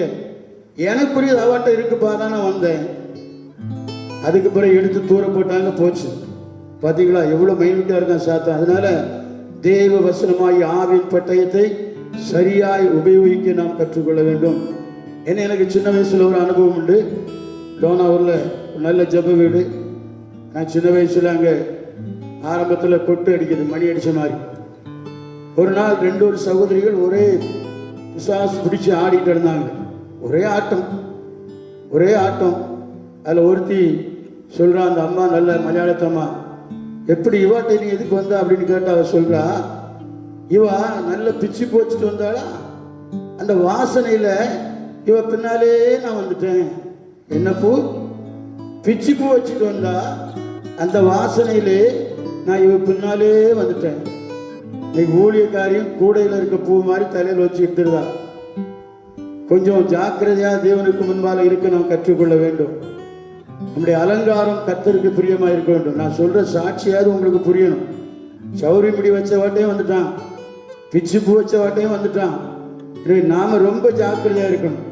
தேவ வசனமாகிய ஆவியின் பட்டயம். தொடர்ந்து நாம் வேதத்தில் வாசிக்கலாம். அதுதான் பவுல் சொன்னார், மற்றவனுக்கு போதிக்கிற நான் தானே ஆகாதவனாய் போகாதபடிக்கு என் சரீரத்தை நான் ஒடுக்கி கீழ்ப்படுத்துகிறேன். ஊழியக்காரங்க இன்னைக்கு கர்த்தர் நல்லா ஆசீர்வதிச்சிருக்கிறார், பார்க்க நல்லா தான் இருக்கு. ஆனா ஊழியக்காரங்களாம் இன்னைக்கு சினிமா நடிகர் மாதிரியும் அரசியல்வாதி மாதிரியும் பல தோரணைக்குள்ளாக இறங்கி விட்டார்கள். எனக்கு அருமையான தேவனுடைய பிள்ளையே, சுந்தரம் பாஸ்டர் நோக்கி பாருங்க, சாம் சுந்தரம் பாஸ்டர் நோக்கி பாருங்க. இவங்க எல்லாம் வசதி இல்லாதவங்களா இல்லை ஞானம் இல்லாதவங்களா? அவங்களை போல கஷ்டப்பட்டு ஊழியத்தில் வளர்ந்தவங்க இல்லையா? கொஞ்சம் நம்ம எல்லாரும் தேவனுக்கு உகந்த சாட்சிகளாய் இந்த வேத வசனமாகி ஆவியின் பட்டயத்தை எடுத்து உபயோகிக்க கற்றுக்கொள்ள வேண்டும். கர்த்தர் நம்மை ஆசீர்வதிப்பாராக. எபிரேயர் 4ஆம் அதிகாரம் 12ஆம் வசனத்தினை வாசிக்கலாம். வேகமாய் கடந்து போகலாம் வசனத்தை பார்த்து. எபிரேயர் 4:12. தேவனுடைய வார்த்தையானது, நல்லா கவனிங்க, தேவனுடைய வார்த்தையானது ஜீவனும் வல்லமையும் உள்ளதாயும் இருபுறமும் கருக்குள்ள எந்த பட்டயத்திலும் கருக்கானதாயும் ஆத்துமாவையும் ஆவியையும் கணுக்களையும் ஊனையும் பிரிக்கத்தக்கதாக உருவ குத்துகிறதாயும் இருதயத்தின் நினைவுகளையும் யோசனைகளையும் வகை அறுக்கிறதாகவும் இருக்கிறது. அல்லேலூயா சொல்லுவோமா? இந்த பட்டயம் கூர்மையானது. மற்ற பட்டயங்கள்லாம் நம்ம உபயோகப்படுத்தணும்னா மழுங்கி போவோம். பிறகு கொல்லப்பட்டவர்களை கொடுத்து தீட்டணும், எல்லாம் அறம் போட்டு தீட்டணும், எல்லாம் தீட்டி எடுத்தால் தான் வேலை செய்யும். ஆனால் இந்த அருமையான வேத வசனமாகிய இந்த ஆவியின் பட்டயம் ஒருபோதும் மழுங்கி போகவே போகாது. அல்லேலூயா சொல்லுவோமா? இது மழுங்கி போகவே போகாது. இது கூர்மையான பட்டயம். இது இருபுறமும் கருக்குள்ள பட்டயம். இந்த பட்டயத்தை எடுக்கிறவர்கள் பாக்கியவான்கள், இந்த பட்டயத்தை உபயோகிக்கிறவர்களும் பாக்கியவான்கள்.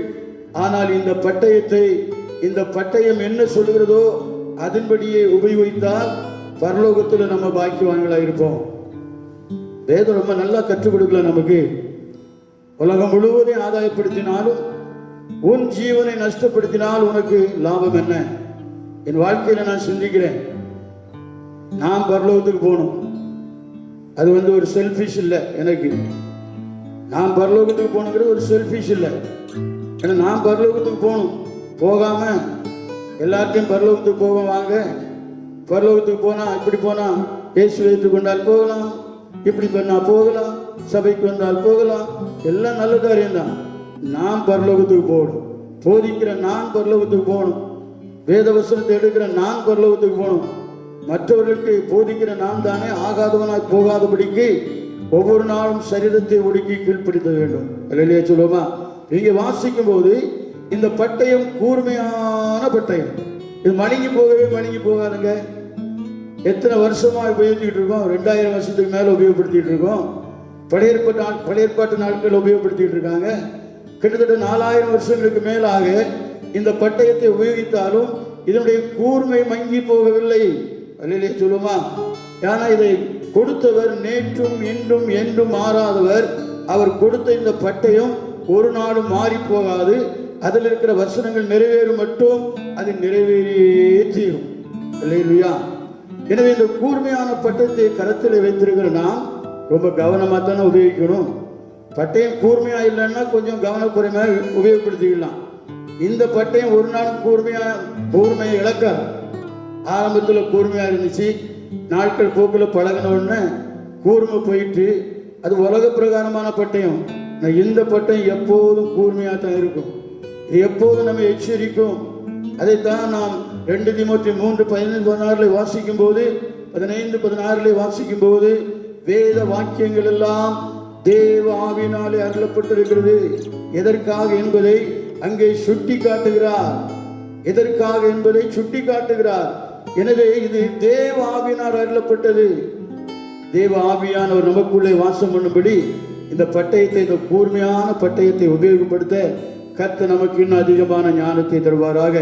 இந்த பட்டயம் எந்த பட்டயத்திலும் கருக்கானது. இது எந்த பட்டயத்தையும் விட கூர்மையானது. அது அங்கே நான் இன்னொரு முறை வாசிக்கணும் வசனத்தை. ஸ்தோத்திரம். 4:12 தேவனுடைய வார்த்தையானது ஜீவனும் வல்லமையும் உள்ளதாயும், நல்லா கவனிக்கணும், ஜீவனும் வல்லமை உள்ளதாயும், இருபுறமும் கருக்குள்ள எந்த பட்டயத்திலும் கருக்கானதாயும், ஆத்துமாவையும் ஆவியையும் கணுக்களையும் ஊனையும் பிரிக்கத்தக்கதாக உருவ குத்துகிறதாயும் இருதயத்தின் நினைவுகளையும் யோசனைகளையும் வகை அறுக்கிறதாயும் இருக்கிறது. நம்ம இருதயத்தின் நினைவு மற்றவங்களுக்கு தெரியாது. இங்கே சொல்லப்பட்ட வார்த்தை இன்ச்சா நம்மளை உருவ குத்தக்கூடியது. இந்த தேவ வசனமாகிய ஆவியின் பட்டயத்தை கர்த்தருடைய கரத்திலே தந்திருக்கிறார் என்று சொன்னால் சாத்தானை மேற்கொள்ளும்படியார், ஆகாயத்து அந்தகார லோகாதிபதிகளை மேற்கொள்ளும்படியார் இன்ச் பை இன்ச் நம்மளை உருவ குத்திக்கிட்டே இருக்கும். என் மகனே, என் மகளே, நீ போகிற வழி சரியில்லை, நீ பேசுகிற வார்த்தை சரியில்லை, குத்திக்கிட்டே இருக்கும். உருவ குத்துகிற ஒரு பட்டயம். எனவே இந்த பட்டயத்தை கரத்திலே தேவன் நமக்கு தந்திருக்கிறார். நாம் பாக்கியவான்கள் என்பதை உணர்ந்து நான் கர்த்தரை துதிக்கிறேன். தொடர்ந்து கடந்து போகிறேன். சங்கீதம் 149 8-9 வாசியுங்கள். சங்கீதம் 149 8-9. அவர்கள் வாயில் கர்த்தரை உயர்த்தும் துதியும், அவர்கள் கையில் இருபுறமும் கருக்குள்ள பட்டயமும் இருக்கும். இந்த கணம் அவருடைய பரிசுத்தவான்கள் யாவருக்கும் உண்டாகும். அல்லேலூயா. இந்த கணம் அவருடைய பரிசுத்தவான்கள் யாவருக்கும் உண்டாகும். அப்படியானால் இந்த பட்டயம் யாருடைய கரத்திலே கொடுக்கப்பட்டிருக்கிறது? பரிசுத்தவானுடைய கரத்திலே கொடுக்கப்பட்டிருக்கிறது. இன்னைக்கு அபிஷேகம் பெறாதவங்க எல்லாம் பெரிய பிரசங்கியாரா இருக்கும் அப்படின்னு நினைக்கிறாங்க. எனக்கு அருமையானது, யாரா இருந்தாலும் சரிதான், அபிஷேகம் பெறாம புல்பீட்டில் ஏறாத, அபிஷேகம் பெறாம வேதத்தை எடுத்து போதிக்காத. உனக்கு ஆசையா இருக்கா? கர்த்தருடைய ரட்சித்திருக்கிறாரா? நீ பிரசங்கம் பண்ண நினைக்கா? காத்திருந்து முதல்ல பரிசுத்த ஆவியானவர் பெற்றுக்க. ஏன்னா இது தேவ ஆவியினால் அருளப்பட்ட வேத வாக்கியம். அவரால் அன்றி யாரும் இதுக்கு விளக்கம் கொடுக்க முடியாது. இங்கே வாசிக்கிறோம், பரிசுத்தவானுடைய கையிலே கொடுக்கப்பட்டதான அருமையான இருபுறமும் கருக்குள்ள பட்டயம் எங்க கொடுக்கப்பட்டு? அவருடைய வாயிலே கொடுக்கப்பட்டிருக்கிறது. அல்லேலூயா. கையிலே என்பது பட்டயம் எடுத்து உபயோகப்படுத்துகிறது. இந்த பட்டயத்தை கர்த்தர் எங்க கொடுத்திருக்கிறாரா? பரிசுத்தவானுடைய வாயில கொடுத்திருக்கிறார். அதைத்தான் நாம் வேதத்திலே வாசிக்கும் போதெல்லாம் ஆசாரியனுடைய உதடுகள் அறிவை காத்துக்கொள்ள வேண்டும். மல்கியாவிலே நான் 2:7 வசனம் அப்புறம் 6 வசனத்தில் வாசிக்கும் போது ஆசாரியனுடைய உதடுகள் அறிவை காத்துக்கொள்ள வேண்டும். காரணம், அவருடைய வாயிலே வேதத்தை தேடுவார்களே. அல்லேலூயா சொல்லுவோமா? உலக பிரகாரமான காரியங்களை பேசி ஜனங்களை சந்தோஷப்படுத்தி கூத்து அடிச்சு போகிறதல்ல. தேவனுடைய வார்த்தை தான் ஒரு மனுஷனை ரட்சிப்புக்குள்ளாக வழி நடத்தும். அவருடைய வேதம் மாத்திரமே ஒரு மனுஷனை பரலோகத்துக்கு கொண்டு செல்லும். எனவே ஊழியக்காரனுடைய வாயிலே வேதத்தை தேடுவார்கள். ஆசாரனுடைய உதடுகள் அறிவை காத்து கொள்ள வேண்டும். அவருடைய வாயிலே வேதத்தை தேடுவார்கள். எனவே அதை இதையும் சொல்லி கதை அடிச்சு போகிற அனுபவம் அல்ல. கர்த்தருடைய வார்த்தையை போதிக்கும்படியாய், வேத வசனத்தை சொல்லும்படியாய், வேதத்திற்கு முன்பாக நின்று உடைய வார்த்தையை நமக்கு சொந்தமாக்கி கொள்ளும்படியாய் கர்த்தர் உதவி செய்வாராக. சாத்தான் ஒண்ணுக்கு தான் பயப்படுவான். நம்ம ரட்சிக்கப்பட்டதுனால பயப்பட மாட்டான். நான் பெரிய ஊழியக்காரன்னு பயப்பட மாட்டான். ஒரே ஒரு காரியத்துக்கு தான் பயப்படுவான். வேத வசனமாகிய ஆவின் பட்டயம் நம்முடைய உதடுகளில் இருந்தால், நம்முடைய ஜீவியத்தில் இருந்தால், அதற்கு மாத்திரம் தான் சாத்தான் பயப்படுவான். அல்லேலூயா சொல்லுவோமா? கரங்களை வைத்து ஆமென் சொல்லுங்களேன். தேவனுடைய வசனம் நம்முடைய வாயில இருந்தா மட்டும்தான் பயப்படுவான். அப்பன் இயேசுகிட்டே வந்து சவால் விட்டான்ல, அவர்கிட்டே வந்து சவால் விடுறான். அப்ப நம்ம யோசித்து விடணும். அவரும் அவனுக்கு எதிராக தேவனுடைய வார்த்தையை தான் சொன்னார். அவன் எதை சொன்னானோ அதுல இருந்து தான் அவரும் பதில் சொன்னார். இல்லையா? எனவே ஆசாரனுடைய உதடுகள் அறிவை காத்து கொள்ள வேண்டும், வேதத்தை காத்து கொள்ள வேண்டும். காரணம், ஜனங்கள் அவனிடத்திலே வேத வசனங்களையே எதிர்பார்க்கிறார்கள். இல்லையா சொல்லுவோமா? கர்த்தர் அந்த மேன்மை நமக்கு கற்றுக் கொடுப்பாராக. இன்னும் சங்கீதம் 19:7 வாசிக்கும் போது, கர்த்தருடைய வேதம் குறைவற்றதும் ஆத்துமாவை உயிர்ப்பிக்கிறதுமா இருக்கிறது. அல்லேலூயா. கர்த்தருடைய வேதம், இந்த தேவ வசனமாகிய ஆவியின் பட்டயம் என்ன சொல்கிறது? வேதம் குறைவற்றது, குறைவற்றது, குறைவற்றது. அதுல குறை இல்லை. அங்க எந்த விதமான கசடு, எந்த விதமான குறை, எந்த விதமான ஒரு தீமை இல்லை. அப்படிப்பட்ட சுத்த வசனம். பசுமன் 7 தரம் புடமிட்ட சுத்த பொன்னை பார்க்கிலும் இது சுத்தமா இருக்கிறது என்று வேதம் சொல்கிறது. குறைவற்றது. நல்லா புரிஞ்சுக்கணும். உலகத்தில் எத்தனையோ விலையேற பெற்ற பொருட்கள் இருக்கு, எல்லாமே குறைவுள்ளதுதான். கலப்படம் இல்லாத பொருளே கிடையாது, கலப்படம் இல்லாத மனிதனும் கிடையாது, கலப்படம் இல்லாத ஆட்களும் கிடையாது. ஆனால் இந்த பரிசுத்த வேதாகமம் எந்த கோணத்திலும் குறைவற்றது. அல்லேலூயா.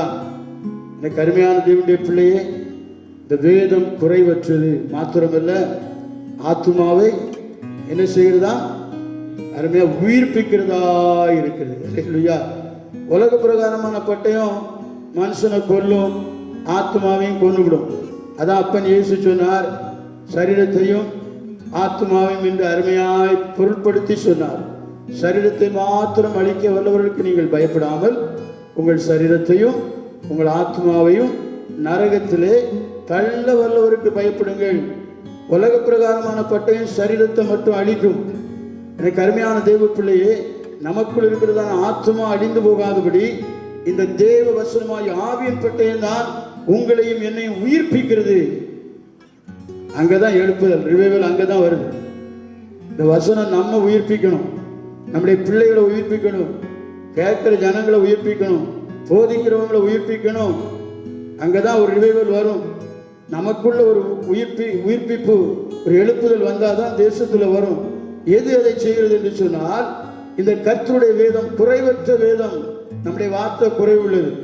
பவுல் அருமையா சொல்லுகிறார், நம்முடைய வார்த்தை குறைவுள்ளது, நம்முடைய பேச்சு குறைவுள்ளது, நம்முடைய செயல் குறைவுள்ளது. ஆனால் இந்த தேவ வசனமாய் ஆவியின் பட்டயத்தில் எந்த குறையுமே கிடையாது. அல்லேலூயா. காரணம், இந்த பட்டயம் தான் ஆத்மாவை உயிர்ப்பிக்கும்.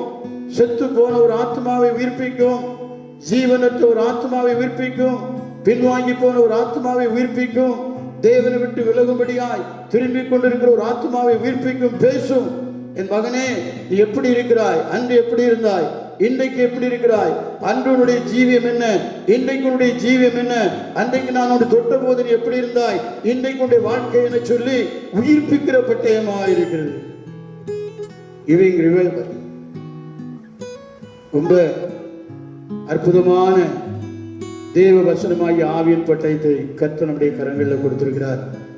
எனவே கர்த்தருடைய வேதம் நமக்கு போதிக்கிறத எல்லா விஷயத்திலையும் நாம் கை கொள்ளணும். ஒருவேளை நான் பெரிய ஊழியக்காரன், 10,000 பேர் கூடுதாங்க, சந்தோஷமான ஒரு காரியம். 10 பேர் கூடுதாங்க, அதுவும் ஊழியம்தான். அவரும் ஊழியக்காரன் தான். அவரும் கர்த்தருடைய ஆவினால் நடத்தப்படுகிறாரு. அவரும் பெரிய சபை வச்சிருக்கிறோம், கர்த்தருடைய ஆவினால் தான் நடத்தப்படுகிறாரு. எனவே இவர் தான் இன்னைக்கு நிதானிக்கிற நிறைய கூட்டங்கள் இருக்கு. அவருக்கு இத்தனை ஆயிரம் கூடுதாங்க, அதனால பெரிய ஆளு. இவருக்கு ஆட்களே இல்லை, அதனால சின்ன ஆள் இல்லை. எந்த ஒரு மனிதன் கர்த்தருக்கு பயந்து அவருடைய வழியில் நடக்கிறானோ அவன் பாக்கியம். அல்லேலூயா. இந்த வேதத்தை வாசிக்கிறவனும் இதை கேட்கிறவனும் இதன்படி செய்கிறவனே பாக்கியம். அது யாரா இருந்தாலும் சரிதான், சின்ன சபை ஊழியக்காரனா இருந்தாலும் சரிதான், அவனை கர்த்தர் போஷிக்கிறவர். சாட்சியில் உங்களுக்கு சொல்லியிருக்கிறேன், நம்மை அழைத்தவர் கர்த்தர்.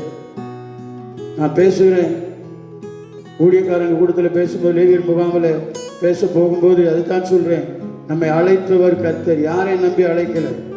ஒருவேளை இன்றைக்கு அநேகர் ஊழியக்காரங்க தலைமை போதகர் எனக்கு அதை செய்யலையே, தலைமை போகிற இதை செய்யலை, அவர் செய்ய மாட்டார், அவராக உங்களை அழைச்சாரு. இன்னைக்கு அநேகருடைய கம்ப்ளைண்ட் அதான், நான் இப்படி உழைச்சேன், அப்படி உழைச்சேன், இவ்வளோ உண்மையாக இருந்தேன், அவ்வளோ உண்மையாக இருந்தேன், என்னை அவங்க கண்டுகிடவே இல்லை, என்னை அவங்கள பார்க்கவே இல்லை. பிள்ளை, பிரியமான தேவ பிள்ளையே, இந்த தேவ வசனமாகி ஆவியின் பட்டத்தை எடுத்திருக்கிற நீ ஒரு நாளும் குறைவுபட்டு போக மாட்டாய். இது குறைவற்ற வேதம். இது உனக்குள்ளே உயிர் மீட்சியை கொடுக்கிற வேதம். உன்னை அழைத்தவர் உன்னை ஒருபோதும் கைவிட மாட்டார்.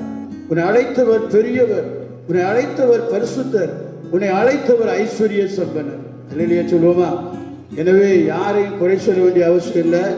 கர்த்தர் அழைத்தாரே, அவருக்கு முன்பாக நம்மை அர்ப்பணிக்கும் போது நிச்சயமாய் பெரிய காரியங்களை செய்வார். இன்னொரு காரியத்தை நான் வாசிக்கலாம் வேதத்திலே. யோவான் 4ஆம் அதிகாரம் 24ஆம் வசனத்திலே வாசிக்கலாம். அப்பன் இயேசு சொல்கிற வார்த்தை, நான் சொல்கிற வார்த்தையில் இயேசு சொல்கிற வார்த்தையை ரொம்ப கவனமாக நீங்கள் மனசில் பதிக்கணும். வாசிக்கணும். தேவன் ஆவியா இருக்கிறார். நல்ல கவனிங்க. தேவன் ஆவியா இருக்கிறார். அவரை தொழுது கொள்கிறவர்கள் ஆவியோடும் உண்மையோடும் அவரை தொழுது கொள்ள வேண்டும். அல்லேலூயா. ரொம்ப நல்லா போதிக்கிறோம். God is spirit. ஆவியான தேவனுக்கு ரூபம் இல்லைன்னு நல்லா பாடுறோம். ரொம்ப துக்கப்படக்கூடிய ஒரு காரியம். நான் ஒரு சின்ன மனுஷனாக இருந்தாலும் என் இருதயத்திலே ஜெபத்திலே நான் சிந்திக்கிற ஒரு காரியம், இன்றைக்கு தேவனுடைய பிள்ளைகள் பத்திரிகைகளை போடுகிறார்கள். நல்ல ஊழியக்காரங்க தான், ஆனால் பத்திரிகைகளில் இயேசு என்று சொல்லப்படுகிற அந்த படங்களை போடுறாங்க. நான் சில பத்திரிகைகளுக்கு எழுதியிருக்கிறேன், சிலர் அதுக்கப்புறம் போடலை. ஆனால் சிந்திக்க வேண்டிய ஒன்று, சின்ன பிள்ளைங்களுக்கு கற்றுக் கொடுக்குறாங்க, அதில் பூரா அந்த படம் தான். எந்த படம் சரியா இருக்கு, ஒன்று போல இருக்கா? அவரே மாறாதவர், இருக்கிறவாக இருக்கிறேங்கிறாரு. 10 படம் போட்டால் 10 டிஃப்ரென்ஸாக தான் இருக்கு. பேச்சு நம்ம என்ன பேசுகிறோம்? தேவன் ஆவியா இருக்கிறார், தேவன் ஆவியா இருக்கிறார், அவருக்கு ரூபம் இல்லை. ஆனால் பத்திரிகையில் போடுறது அந்த படங்கள் தான். சின்ன பிள்ளைங்களுக்கு கற்றுக் கொடுக்குற அந்த படம் தான். என்ன செய்வான்? ஓ, அப்போ இவர் தான் இயேசு, இதை மாதிரி தான் இருப்பார். கொஞ்சம் தாடி வச்சிருப்பாரு, கொஞ்சம் சூம்பர முடி வச்சிருப்பாரு, ஒரு இதில் சுருட்டு முடி வச்சிருப்பாரு. எந்த இயேசு அவன் நம்புவான்? எந்த இயேசுவை பற்றி அவனுக்கு தெரியும்? இன்னைக்கு கிறிஸ்தவ வீடுகளில் இயேசு படம் தூங்குது. இயேசு படம் என்ன சொல்லுறதுக்கு வெக்கமாக தான் இருக்கு. படம் தூங்குது. ரட்சிக்கப்பட்ட அநேக தேவ பிள்ளைகள் புறஜாதியார் தூக்கி தூர எழுதாங்க. அவங்க போட்டிருக்கிறதெல்லாம் இவன் வாங்கி வாங்கி வீட்டில் மாட்டினான். கடையில் அதுதான் விற்பனை அதிகம். நான் போகிற இந்த அருமையான கடைகளில், வசனம் வச்சிருக்கிற கடையில் சொல்லுவோம், முதல்ல இதை தூக்கி தூர போடுங்க. நீங்கள் விற்பனை செய்து அநேக கெடுத்துக்கிட்டு இருக்கீங்க. இந்த படம் உங்களுக்கும் கேடு, வாங்குறவங்களுக்கும் கேடு. பிரியமான தேவப்பிள்ளை, தேவன் ஆவியா இருக்கிறான்னு பேசுகிற, ஆனால் என்னெல்லாம செய்யிட்டு இருக்க, செய்ய வைக்கிற அநேகரை பத்திரிகையில் போடுற. சின்ன பிள்ளைகளுக்கு அந்த படத்தை போட்டு கற்றுக் கொடுக்குறா. ஏன் சின்ன பிள்ளைகளுக்குள்ள ஆண்டவர் கிரியை செய்ய மாட்டாரா? சின்ன பிள்ளைகளுக்குள்ள ஆண்டவர் பேச மாட்டாரா? இப்படி போட்டால் தான் பேசுவார். அப்போ அவன் இருதயத்தில் என்ன ஆகும்? ஓ, இவர் தான் இயேசு போல, இவர் தான் இயேசு போல. நம்ம வீட்டில் மாட்டலாம், கழுத்தில் மாட்டலாம், நம்ம பைபிளுக்குள்ளே வச்சுக்கலாம். அந்த எண்ணம் அவனுக்கு வரும். ஆவியா இருக்கிறார். அந்த வசனம் யார் சொல்றா? அப்பன் இயேசு சொல்லுகிறார். முதல்ல நான் சொன்ன வசனமும் இயேசு சொல்றான்னு சொன்னேன். உன் மயிரை வெண்மையாக்கவும் கருப்பாக்கவும் உனக்கு முடியாது. ஆண்டவரே முடியாதுங்க. அப்புறம் நீ என்ன ட்ரை பண்ணிட்டு டெய்லி 2 மணி நேரம்? அதே கர்த்தர் தான் சொல்றாரு. இங்கே சொல்லும்போது தேவன் ஆவியா இருக்கிறார். நல்ல அருமையாய் பாடுறோம், ஆவியான தேவனுக்கு ரூபம் இல்லைன்னு பாடுறோம். ரூபம் இல்லையே அப்புறம் என்னத்துக்கு படத்தை போட்டு வைக்கும்? இன்னைக்கு அநேகர் அந்த விஷயத்துல ரொம்ப குழப்பத்தில் இருக்காங்க. அடுத்தவங்களையும் குழப்பம், அதை மட்டும் நினைச்சுக்கிடுங்க. எனவே பிரியமான தேவனுடைய பிள்ளைகளே, இந்த தேவ வசனமாகி ஆவியின் பட்டயத்தை நம்முடைய கரங்களிலே தந்திருக்கிற தேவன் இந்த அருமையான வசனங்களுக்கு கீழ்ப்படிய நமக்கு பலன் தருவாராக. கொஞ்சம் உட்கார்ந்து சிந்திக்கணும், கொஞ்சம் உட்கார்ந்து யோசிக்கணும், கொஞ்சம் உட்கார்ந்து செயல்படணும். நான் செய்கிறது எனக்கே நல்லா இல்லைன்னு பவுல் சொல்றார். இன்னைக்கு நம்ம செய்கிறதெல்லாம் நமக்கு நல்லா இல்லை. வீட்டில் ஏசு படனி தொங்குது, வாசல்ல தொங்குது, நம்ம தொங்க விட்டு போயிடுவோம். நமக்கு பின்னால் வர தலைமுறை என்ன செய்வான்னா, அதில் ஒரு மெழுகுவர்த்தி வைப்பான், அதில் ஒரு பொட்டை வைப்பான், அதுக்கு முன்னால் நின்று கன்னத்தில் குட்டுவான், மண்டையில் குட்டுவான். கடைசியில் அந்த படம் தான் அவனுக்கு ஒரு விக்கிரக ஆராதனை மாறிடும். அதுக்கு யார் காரணம்? முற்பிதாக்கள் காரணம். தேவன் ஆவியா இருக்கிறார். அவர் உண்டாக்கின சரீரம் அது தேவனுக்கு மகிமையான சரீரம். அவர் நமக்கு தந்ததான இந்த நரைமயிர் மகிமையான ஒரு கிரீடம். வயசு ஆக ஆக முடி நரைக்குது. எதுக்கு? வயசாடினி காட்டுது. இஸ்ரவேல் ஜனங்களுக்குள்ள மூப்பர் யாரை வச்சிருந்தாங்கன்னா, தாடி நரைச்சவங்க, முடி மண்டையில் நரைச்சவங்க தான் மூப்பர். வந்தாங்கன்னா அவங்களெல்லாம் சின்ன பிள்ளை ஒதுக்கிடுவாங்க. நம்மை கர்த்தர் ஒரு மகிமையான கிரீடத்தை தலையிலே கொடுக்கிறார். அதை மாற்ற பிரயாசப்பட வேண்டாம். அப்படி ஆவியா இருக்கிற தேவனுக்கு ஒரு ரூபத்தை கொடுக்கிறதுக்கு பிரயாசப்படுறாங்க. கிறிஸ்தவ உலகம் ரொம்ப ஜாக்கிரதையா இருக்கணும். எல்லாரும் போல நாம் ஒரு உருவத்தை கொடுத்தாச்சுன்னா அது எல்லாரும் போல ஆகிவிடும். இதுவே கர்த்தர் நம்முடைய கரங்களிலே தந்திருக்கிறதான இந்த அருமையான தேவசனமாகிய ஆவியின் பட்டயத்திற்கு நிகரில்லை. தாவீது ஒரு உலக பிரகாரமான ஒரு கோலியாத்தை அடித்து வெட்டி போட்ட அந்த பட்டயமே அதற்கு நிகரில்லை என்று சொன்னால், தேவாதி தேவன் பரிசுத்த ஆவியானவர் பரலோகத்திலிருந்து நமக்கு அனுப்பி தந்ததான இந்த பரிசுத்த வேதாகமத்துக்கு நிகரான ஒரு பட்டயம் இல்லை. அதைத்தான் சொல்லிக்கொள்ள நான் வாஞ்சிக்கிறேன். எபிரேயரில் வாசிக்கும் போது காலங்களிலே தேவன் செய்ததான காரியங்கள், உலகத்துக்கு நம்முடைய வசனத்தை கொடுத்த காரியங்களை குறித்து மிகவும் திட்டமும் தெளிவுமாய் எபிரேயர் 1:1-2 வாசிக்கிறோம். எனவே பங்கு பங்காக வகை வகையாக தேவனாகிய கர்த்தர் தம்முடைய குமாரனாகிய கிறிஸ்து மூலமாய் கொடுத்த இந்த வேத வசனம், ஆவியானவரால் இன்று போதிக்கப்படுகிற வசனம், இந்த வேத வசனமாகிய ஆவியின் பட்டயத்திற்கு நிகரில்லை. அதனால எந்த காரியத்துல குறைவா இருக்கிறோமோ அந்த காரியத்தை சிந்திச்சு பாருங்க. செய்கிறதெல்லாம் சரின்னு சொன்னோம்னா அப்ப எல்லாமே சரியா போயிடும். கர்த்தர் இந்த ஞானத்தை நமக்கு தருவாராக. தேவ சமூகத்திலே அடியனை தாழ்த்துகிறேன். இந்த வார்த்தைகளுக்காக கர்த்தரை ஸ்தோத்திரிக்கிறேன். நான் சொன்ன வசனங்கள் எல்லாம் வேதாகமத்திலே சொல்லப்பட்ட வசனங்கள், அப்பன் இயேசு சொன்ன வசனம், பரிசுத்த ஆவியானவர் எழுதி கொடுத்த வசனம், பரிசுத்த அப்போஸ்தலர் எழுதி கொடுத்த வசனம். இந்த வசனத்திற்கு கீழ்ப்படிய நம்மை ஒப்புக் கொடுப்போம். நீங்க கீழ்ப்படியலன்னு சொல்ல நான் வரல. நாம கீழ்ப்படியும் போது நிச்சயமாய் கர்த்தர் பெரிய காரியங்களை செய்வோம். அல்லேலூயா, அல்லேலூயா. தேவ சமூகத்திலே நம்மை தாழ்த்துவோம். கர்த்தருக்கு முன்பாக நம்மை தாழ்த்துவோம். ஆண்டவரே, உடைய வசனங்களுக்கு கீழ்ப்படிய நீர் எனக்கு ஞானம் தார். வேதத்தை வாசிக்கிற எனக்கு போதியும். விசுவாசினி எத்தனை வருஷமோ வாழ்ந்து கொண்டு இருக்கிறேன். ஆனால் இன்னும் வசனத்துக்கு நான் கீழ்ப்படியலை. இந்த பட்டயத்தை எடுத்து உபயோகப்படுத்த எனக்கு தெரியல. என் வாழ்க்கையில நன்மையை கொண்டு வருகிற இந்த பட்டயம், எதிரியை வீழ்த்துகிற இந்த பட்டயம், பாவத்தை மேற்கொள்ள பலம் தருகிற இந்த பட்டயம், சாபத்துக்கு என்னை விலக்கிற இந்த பட்டயம், சத்துருவை ஜெயிக்கும்படியாய் அனுதினமும் என்னுடைய கரத்திலே கொடுக்கப்பட்ட இந்த பட்டயம், என் வாயிலே வேதத்தை தேடுவார்களே, நான் ஒரு நல்ல ஆசாரியனாய் மற்றவர்களுக்கு இயேசு நன்மை சொல்லக்கூடிய பலனை எனக்கு தாரும் என்று சொல்லி தேவ சமூகத்திலே தாழ்த்தி ஒப்பு கொடுப்போம். கர்த்தர் நம்மை ஆசீர்வதிப்பாராக. அன்பின் பரலோக பிதாவே, தம்முடைய குமாரனும் எங்கள் இரட்சகருமாகிய இயேசு கிறிஸ்துவின் நாமத்தினாலே நீர் பாராட்டி வருகிற அன்புக்காக உமக்கு நன்றி செலுத்துகிறோம் ஐயா.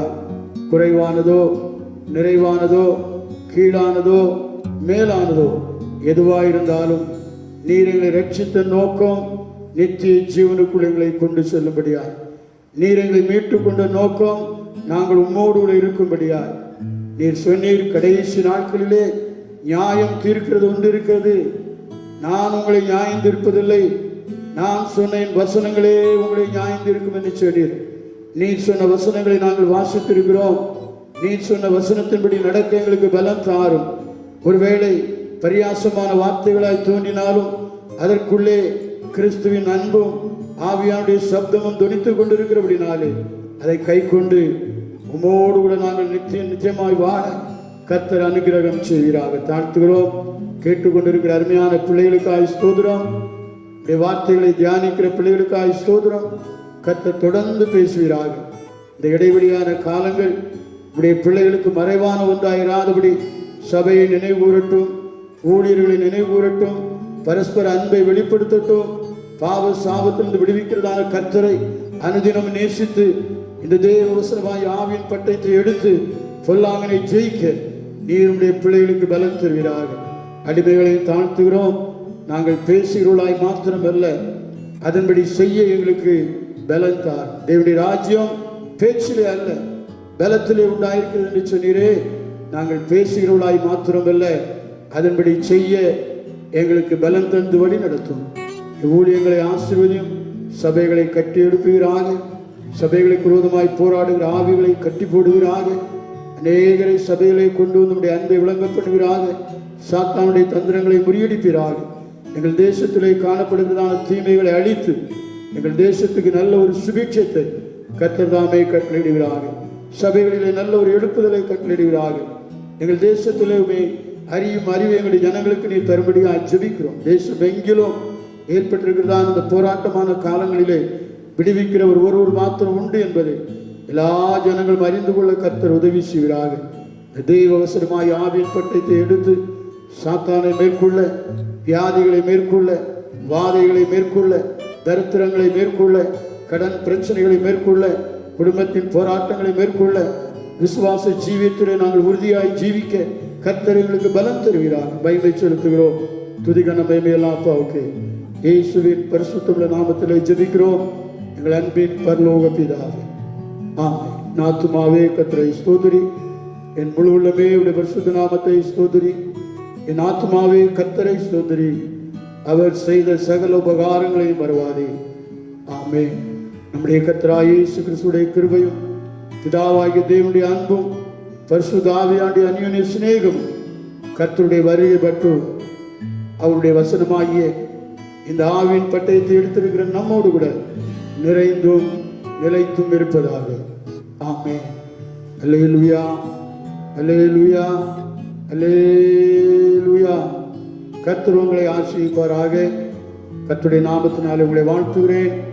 எல்லா விதத்திலும் கர்த்தர் உங்களோடு கூட இருந்து உங்களுடைய நாமத்தை மகிமைப்படுத்துவாராக.